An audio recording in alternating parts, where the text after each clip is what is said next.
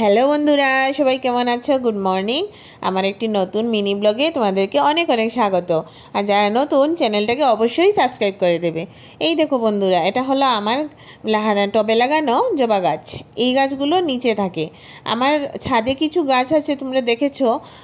ব্যালকনিতেও কিছু গাছ আছে, আবার নিচেও কিছু গাছ আছে। নিচে এখন বেশি নেই, এই তিনটে গাছই আছে। তিনটেই জবা, একটা লোকাল আর দুটো হলো গিয়ে ওই কি বলে না, হাইব্রিডের ওইগুলো। তো এইটা হলো লাল জবা, মধ্যেরটা হলো লাল পাপড়ি জবা, আর ওই দিকেরটা হলো গোলাপি জবা। তো অনেক দিন হলো আমি এই গাছগুলোকে দেখি না, মানে এগুলোতে এখন ফুল ফুটে না, তো ছাটিয়ে দিয়েছি। তাই আজকে হেঁটে যখন বাড়ি ফিরছিলাম তখন একটু দেখে আসলাম। এসে বসিয়ে দিয়েছি মুখ টুক ধুয়ে ম্যাগি। আজকে টিফিনে ম্যাগি হচ্ছে। রিয়াংশকে টিফিনেও ম্যাগি দিয়ে দেবো। আমি আর রিয়াংশের বাবাও ম্যাগি খেয়ে নেব। এখানে আমি ম্যাগিটা অলমোস্ট বানিয়ে নিয়েছি। ম্যাগি বানানো শেষ হলে তারপর ব্রেকফাস্টটা হয়ে যাবে। ম্যাগিটা হয়ে গেলে তারপর রিয়াংশের টিফিন বাটিতেও ম্যাগিগুলো ভরতে হবে। তারপর ব্রেকফাস্ট করে একসঙ্গে ওরা বেরিয়ে গেলে আমি বাকি কাজগুলো করে নেব। আজকে আসলে খুব রৌদ্র উঠেছে, খুব গরম। মানে সকাল সকাল এতটা গরম লাগছে, সারা দিনে না হলে জানি কি অবস্থা হবে আজ বোঝাই মুশকিল। তাই আজকে না ব্লগ বানাতে একদম ভালো লাগছে না। ভিডিও বানাতে গেলেও একটা ধৈর্যের দরকার, একটা কি বলবো, একটা মানে প্রস্তুতির দরকার। কিন্তু এত গরম লাগছে আজকে, প্রচণ্ড সোয়েটিং হচ্ছে। এখন আমি যখন ভয়েসটা দিচ্ছি তখন আমি এসির নিচে বসে ভয়েসটা দিচ্ছি, কিন্তু যখন আমি ভিডিওগুলো শ্যুট করছিলাম তখন আমার মনে হচ্ছিল ছেড়ে দে মা, কেঁদে বাঁচি, এরকম অবস্থা। আজ প্রচণ্ড গরম ছিল। তাই আমি আজকে সারাদিনের বিশেষ কিছুই আমি শ্যুট করতে পারিনি ডিউ টু গরমের কারণে। যতটা পেরেছি আমি হালকা হালকা একটু করেছি। ওয়েদারটা একটু ঠিক হয়ে গেলে আবার আগের মতো ঠিকঠাক করে ব্লগটা দেব। তো যাই হোক, এখানে আমি ম্যাগি বানিয়ে নিয়েছি, আর এদিকে নিয়ে নিয়েছি রিয়াংশের বাবার জন্য চা, আর আমার জন্য একটু দুধ, ম্যাগি, আর এদিকে রিয়াংশের টিফিনটাও আমি রেডি করে নিয়েছি।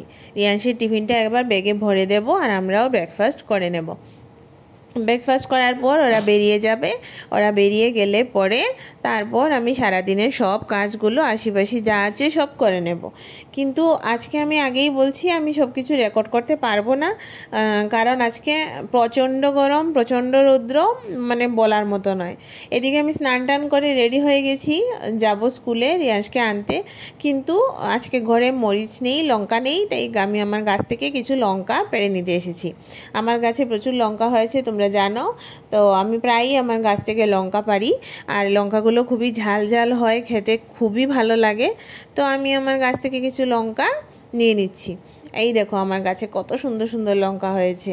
বেশ কয়েকটা লঙ্কা আজকে আমি নিয়ে নিয়েছি।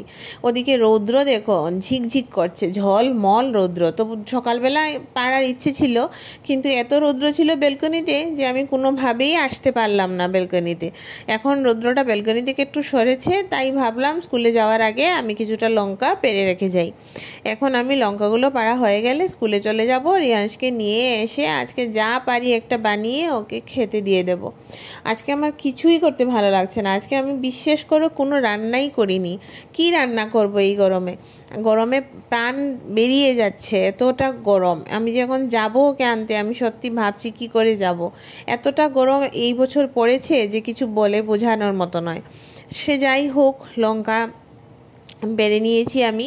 বাজার থেকেও আমাদের ঘরে লঙ্কা আসে, কিন্তু গাছের লঙ্কাগুলো আমরা ভাতের সঙ্গে খাই, ওগুলো খেতে ভীষণ ভালো লাগে।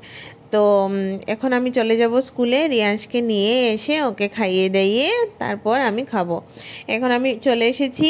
এখন আমি কালকে রাতের একটা তরকারি ছিল, ওটা আমি গরমও করিনি, ওই ঠান্ডা তরকারিটাই আমি নিয়ে নিয়েছি। আর কালকে রাতেরই একটু ভাত ছিল, ওটা আমি নিয়ে নিয়েছি। আর রিয়াংশকে একটু ডাল সিদ্ধ করে আলু সিদ্ধ করে খাইয়ে দিয়েছি। রিয়াংশ চলে গেছে ঘুমে। আজকে সারাদিন আমি আর কিছুই শ্যুট করতে পারিনি, কারণ প্রচণ্ড গরম, আমি আগেই বলেছি। এখন আমি রিয়াংশকে নিয়ে পড়তে বসেছি, সন্ধ্যা হয়ে গেছে। এখন এসি চালিয়েছি। এখন আমার মনে হচ্ছে এসির হাওয়া খেয়ে যে এখন হয়তো কিছু শ্যুট করলে ভালো হতো। এখন যে আমি ভয়েসটা দিতে গিয়ে দেখছি আজকে তো আমি কিছু শ্যুটই করিনি, আমি কি ভয়েস দেব? কিন্তু কি করব, আজকে এতটা গরম ছিল যে আমি পারিনি, সত্যি আমি পারিনি, একদমই পারিনি, সম্ভব নয় এতটা গরমের মধ্যে মানে ভিডিও করা। Just impossible. তো যাই হোক, আমি এখন রিয়াংশকে পড়তে বসিয়েছি। সামনের বুধবার থেকে ওর হাফ ইয়ারলি এক্সাম। তোমরা সবাই ওকে আশীর্বাদ করবে ও যেন ভালোভাবে এক্সামটা দিতে পারে। আর আজকে স্কুলও ছিল, এখনও স্কুল চলছে, হয়তো কালকেও চলবে।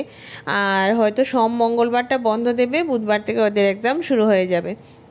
তো আমি আজকে এখন রিয়াংশকে পড়াচ্ছি, তারপর গিয়ে রাতে রান্নাবান্নাও করতে হবে, কারণ আমি আজকে দিনের বেলা কোনো রান্নাই করিনি। এখন একটু এসির নিচে বসে মনটা একটু ভালো লাগছে।